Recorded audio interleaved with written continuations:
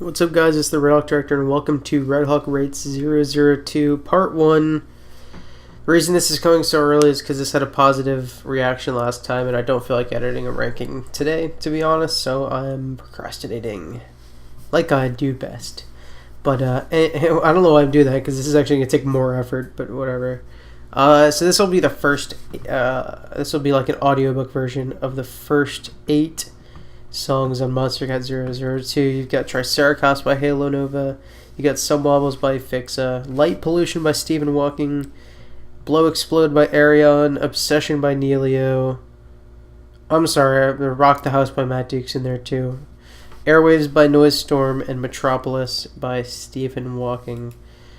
I don't really know what you need to know here, to be honest, except for if you didn't watch my Redhawk Rates version of 001, this is basically a review, but more statistical rather than just me kind of going off the cuff, with a very rigid point system, and obviously my opinions are still a very large part of this series. Thanks to, or shout out I guess to Phaser, who's no longer on YouTube, for the idea of the grading system. Shout out to OSNL for the visuals that you see right now. And shout out to me. I don't know what I'm shouting myself out for, just because I'm an awesome person. And shout out to Monstercat and all 7 artists I'll be talking about today for making the songs, which are mostly good. Triceracops by Halo Nova. Halo Nova's second release on Monstercat, Triceracops, not Triceratops, contrary to popular belief, is much different from the last release. Triceracops has a much darker theme than the Force and lacks a lot of the chiptune elements that Halo Nova's previous songs had. I'm a fan of this. However, the actual application of the theme is lacking. The song doesn't know whether to be dark or not during many different parts of the song, and it's not a good thing in this case. Halo Nova / Variant has never had a problem with sound design. This is a good example of that. The vocal samples in this are annoying, at least to me. The chiptune samples are also not great, and I fail to see the point of them. Much like the Force, there isn't much of a build-up or breakdown, and in this song, the lack of breakdown hurts it a lot. The drop is mediocre at best, and very disappointing at worst.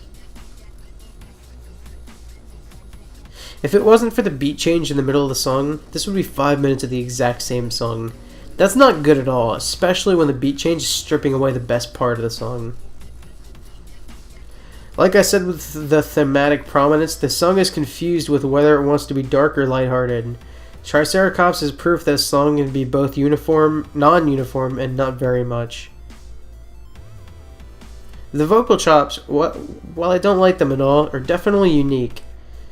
The beat and bass are interesting as well, even though they don't match very well together in my opinion. Halo Nova / Variant has never struggled with this category, and I imagine he never will. This song is completely unbearable to me. It's 3 very similar drops over a 5-minute dubstep song that's not exciting at all. Triceracops is a song that has cool ideas and is well produced, but the song structure is really lacking, and it ends up being a very flat and repetitive song as a whole, which is a major disappointment after The Force, which was a good song. Some Wobbles by Fixa. Some Wobbles is the second song on Monstercat from Fixa, and arguably just as popular as his debut, Dubstep Killed Rock and Roll. Do I think as highly of it? Listen and find out. Much like Dubstep Killed Rock and Roll, Some Wobbles has a dark and spacey theme, and while spacey dubstep is nothing new, Fixa did interesting things with it last time. The off-drop sections have a very spacey melody, and I'm a huge fan of that. The space theme isn't very well integrated in the drops though. The sound design, much like Dubstep Killed Rock and Roll, isn't anything special, but at the same time, it's not bad either. The many samples used throughout this song range from good to bad, with my favorite being the drum break used as the build-up. That said, the entire build-up is a drum break. The breakdown is better, but at the same time it's still a bit sudden. The drop is better than it should be at first, but it quickly becomes boring. That's my biggest problem with this song. The individual sections of the drop last too long, and the fact that they happen again later in the song is a big breaking point of this song, and why I think it's weaker than Dubstep Killed Rock and Roll. If the spacey theme was more prominent in the drop, this grade would be much higher. It's a shame that it really isn't. For Fixa, this isn't particularly original, as it seems more like a sequel to Dubstep Killed Rock and Roll than its own song, which contributes to this low grade. Some Wobbles has Triceracops syndrome, and that listening to the same drop 2 or 3 times in short succession bores you very quickly. While some Wobbles isn't as bad, it's still much too long. After Dubstep Killed Rock and Roll, I'm not as big of a fan as some Wobbles. It's a very similar song, but Dubstep Killed Rock and Roll's variety and shorter structure make it the superior song in my eyes. Some Wobbles is by no means bad though, just mediocre. Light Pollution by Stephen Walking. After a very urban and gritty sounding dubstep track, Stephen Walking's sophomore appearance on Monstercat has taken in a much different direction. Light Pollution combines electro and dubstep influences to create a very interesting track. Light Pollution is a song that is a bit darker in nature despite having light in the name. This works well with the two combined genres. The theme isn't totally prominent in the first drop, or at least it isn't as much as I would like it to be.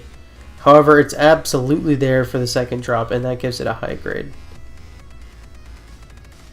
The mix down here is slightly muddled, but it doesn't ruin the song. This is something that Stephen Walking is going to struggle with for a bit, though. There aren't a whole ton of samples used here, but the ones used are okay at best and not so good at worst. Basically, what I'm trying to say is that they're average. The build-up is generic, but certainly creates hype, whereas the breakdown is a bit sudden. That combines for a C grade. For 2011 Monstercat dubstep, that second drop is pretty powerful, and the first drop ain't shabby either.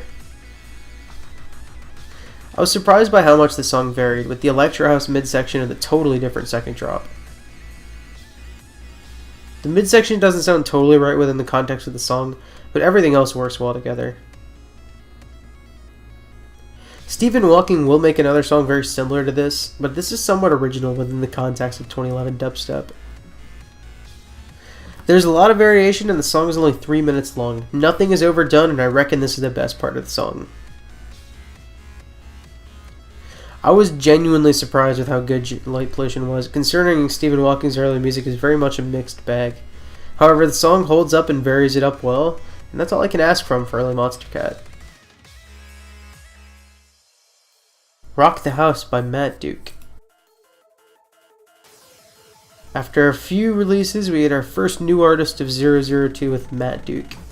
His debut is Rock the House, a UK hardcore song. It sets the tone for his reign as one of the best early Monstercat artists. The theme is ravey, but dark at the same time.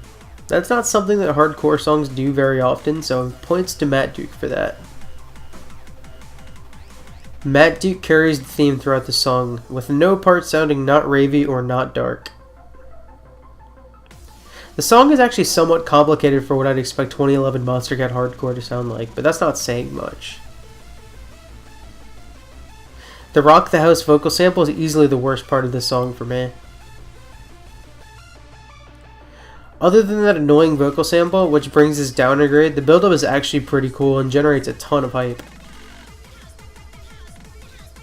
For a hardcore song, this melody is complicated and exciting, so it deserves a high grade in my book. Normally a song with 2 identical drops would get a D or an F, but in this case the midsection is changed up just enough to make it decent.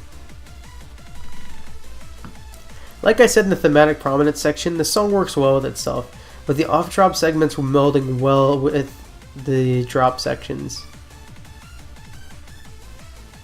Hardcore is a genre that it's hard to be original in, so points to Matt Duke for that, I suppose.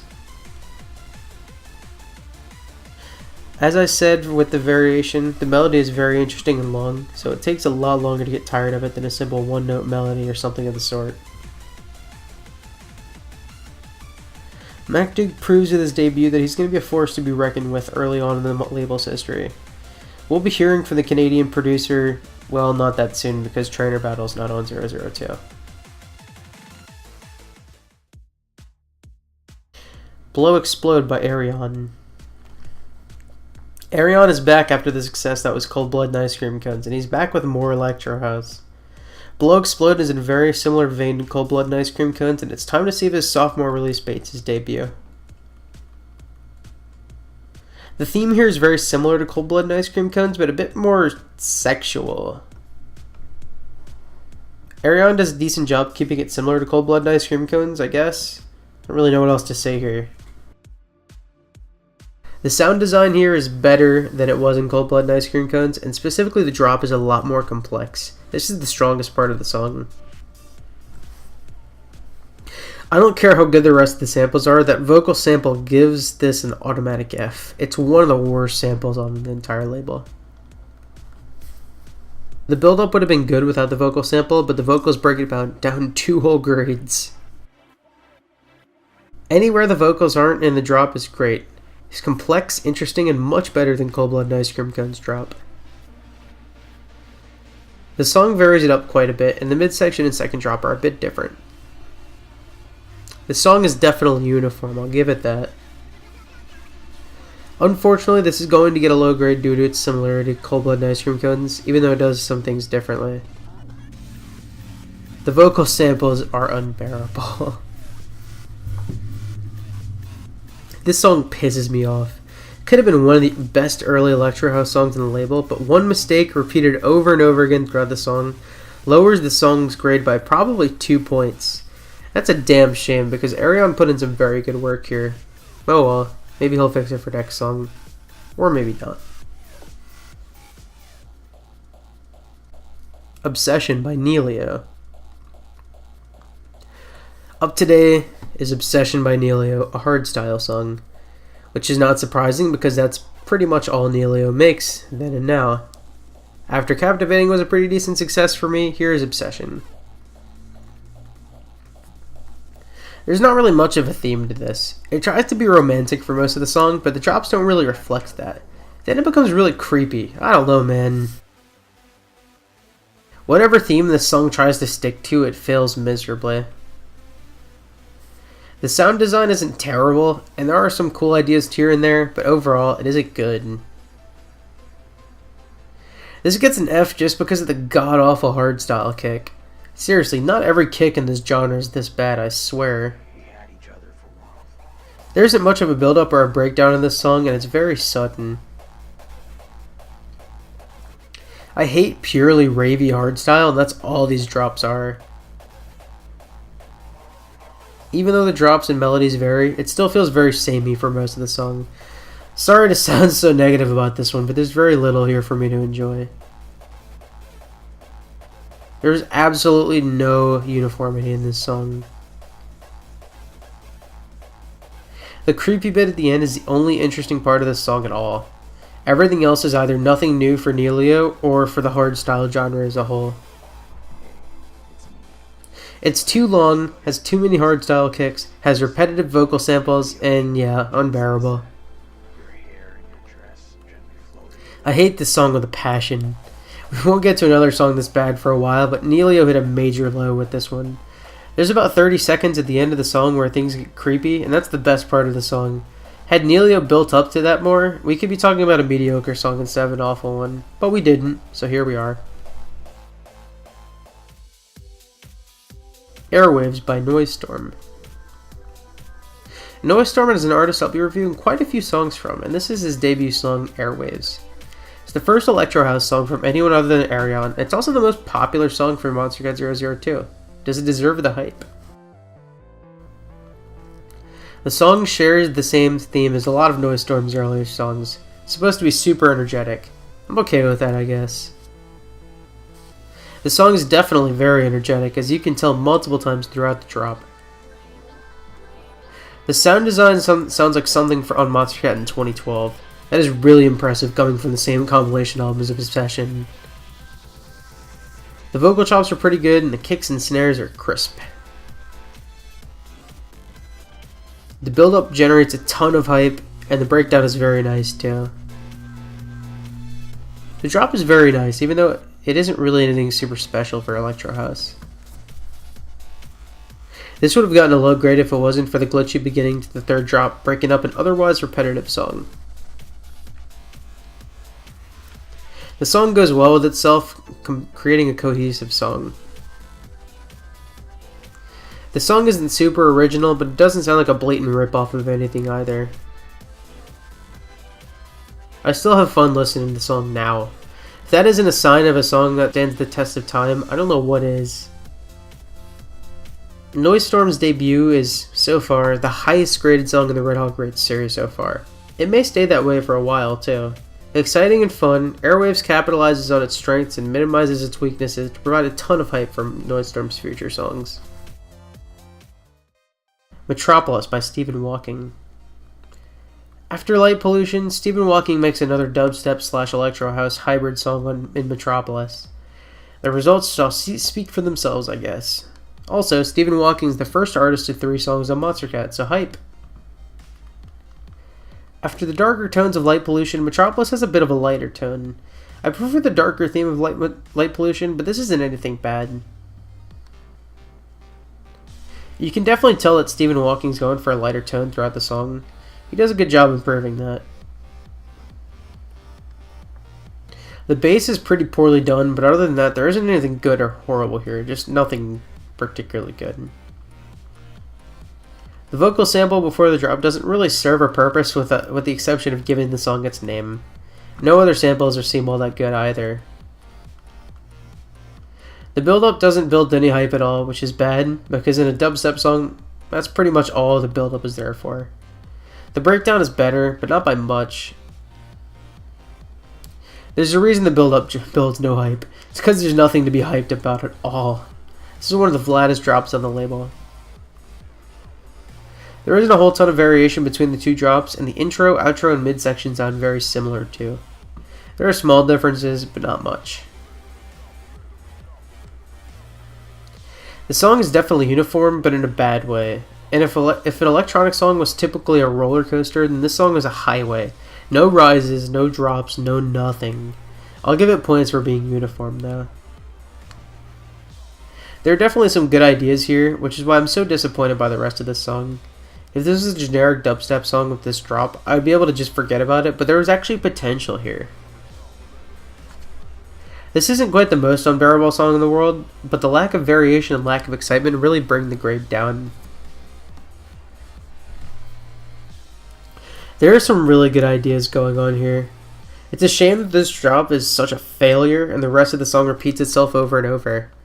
Stephen Walking will do much better than this, but this song was a bit of a lull in his career. And there you go, that's Redhawk Rates Monstercat 002 Part 1. Part 2, as of now, is scheduled to come out in about a week and a half or so. But it'll probably be pushed up because I just keep pushing stuff back and back and back because that's what I do on this channel. But anyway, the second half of this will come whenever it comes, I guess, and I will be talking about Totally Radical by Halo Nova, Ten Popo by Eminence, We Move by Faint, Another World by Obsidia, Lost by 2/3, Dreaming by Project 46 and 15 Grams, and The Basics by Arion, as well as the final review of Monstercat 002. Hopefully you enjoyed this episode. Hopefully you're enjoying this series so far.